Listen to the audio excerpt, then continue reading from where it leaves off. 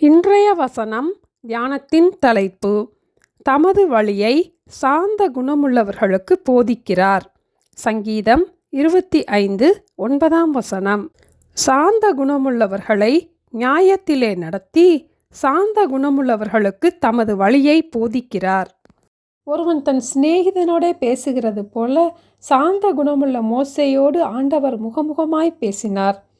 சாந்த குணமுள்ளவர்களுக்கு தமது வழியை போதிக்கிற ஆண்டவர் இஸ்ரவேல் ஜனங்களை எகிப்திலிருந்தும் பார்வோன் கையிலிருந்தும் மீட்பதற்கு மோசேயின் மூலம் 10 வாதைகளை ஆண்டவர் நிகழ்த்தினார்.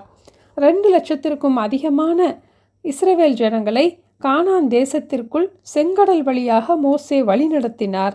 இஸ்ரவேல் ஜனங்கள் கை கொள்ள வேண்டிய 10 கட்டளைகளை சீனாய் மலையிலே ஆண்டவர் மோசேக்கு தந்தார். அவர் இஸ்ரவேல் ஜனங்கள் நடுவிலே வாசம் பண்ணுவதற்கு ஆசரிப்பு கூடாரம் செய்ய வேண்டிய மாதிரியையும் மோசேக்கு காட்டினார்.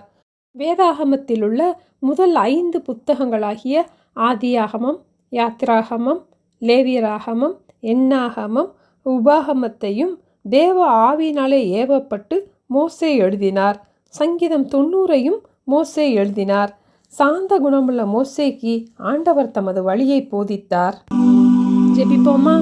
அன்பின் ஆண்டவரே, சாந்த குணமுள்ளவர்களுக்கு வழியை போதிக்கிற தேவனே, எங்களுக்கும் உங்கள் வழிகளை நீங்கள் போதிக்க வேண்டுமாய் ஜெபிக்கிறோம் அப்பா.